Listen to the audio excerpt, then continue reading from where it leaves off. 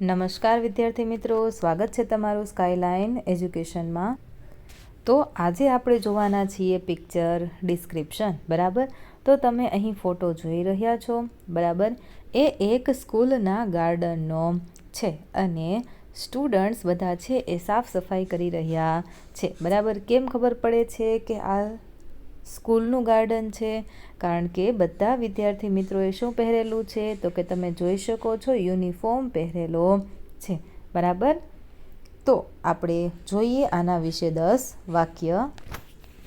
તો તમે અહીં ચિત્રમાં જોઈ શકો છો, ટોટલ 13 બાળકો આપેલા છે. બરાબર છે, તો ઘણા છે એ શું કરે છે? તો કે પાણી પાઈ રહ્યા છે, સાફ સફાઈ કરી રહ્યા છે, પ્લાન્ટ્સ છે એને વાવી રહ્યા છે. આ બાજુ પણ સાફ સફાઈ થાય છે. તો ચાલો આપણે એના ઇંગ્લિશના 10 વાક્ય બનાવીએ. બરાબર, તો પહેલું વાક્ય છે 13 students are working together to clean the school garden. તો સ્કૂલના ગાર્ડનને સાફ કરવા માટે 13 સ્ટુડન્ટ એકસાથે કામ કરી રહ્યા છે. બીજું, some students are wearing school uniform. કેટલાક છોકરાઓએ સ્કૂલ યુનિફોર્મ પહેરેલો છે. બરાબર, સમ કાઢી નાખો એટલે બની જાય બધા જ સ્ટુડન્ટ્સે. ઓકે, ચાલો ત્રીજું, 2 students are watering the plants with watering can. તો 2 વિદ્યાર્થીઓ વોટરિંગ કેનની મદદથી પ્લાન્ટ્સને પાણી આપી રહ્યા છે. ત્યાર પછી ચોથું વાક્ય, 1 student is sweeping leaves with a broom. બરાબર, તો એક વિદ્યાર્થી બ્રૂમ એટલે કે ઝાડુની મદદથી ફ્લોર છે એ સાફ કરી રહ્યો છે. બરાબર છે. પાંચમું, a student is cutting the bushes to shape them neatly.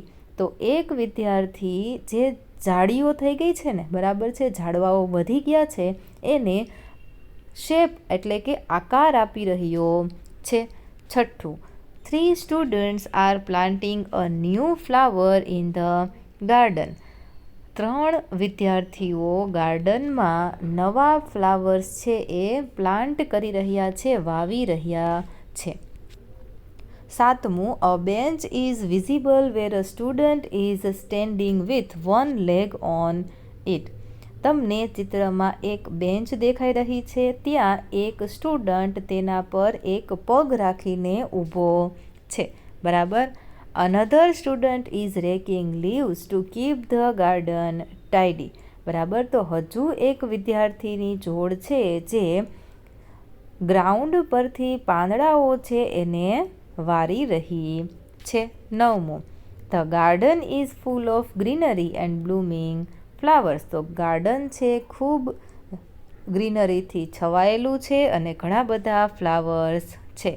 અને 10મું વાક્ય, everyone is helping to make the garden clean and beautiful. બધા જ મિત્રો ગાર્ડનને સાફ અને સુંદર રાખવામાં મદદ કરી રહ્યા છે. બરાબર છે. આગળનું આપણે પિક્ચર ડિસ્ક્રિપ્શન જોઈએ એ પહેલાં વિદ્યાર્થી મિત્રો વિડીયોને લાઇક કરો. આ પરીક્ષા માટે ખૂબ જ ઇમ્પોર્ટન્ટ પિક્ચર ડિસ્ક્રિપ્શન છે. તો તમારા મિત્ર સાથે આ વિડીયોની લિંકને શેર કરી દેજો. અને હા, ચેનલને સબસ્ક્રાઈબ કરવાનું ભૂલશો નહીં. તમારે કયા ચિત્રના પિક્ચર ડિસ્ક્રિપ્શનની જરૂર છે એ કમેન્ટ બોક્સમાં જરૂરથી જણાવજો. અથવા તો જે પણ સવાલ ના આવડતા હોય એ સવાલ કમેન્ટ બોક્સમાં તમે લખી આપશો તો આપણે એનું સોલ્યુશન ત્યાં જ કરી લઈશું. ચાલો આગળ વધીએ.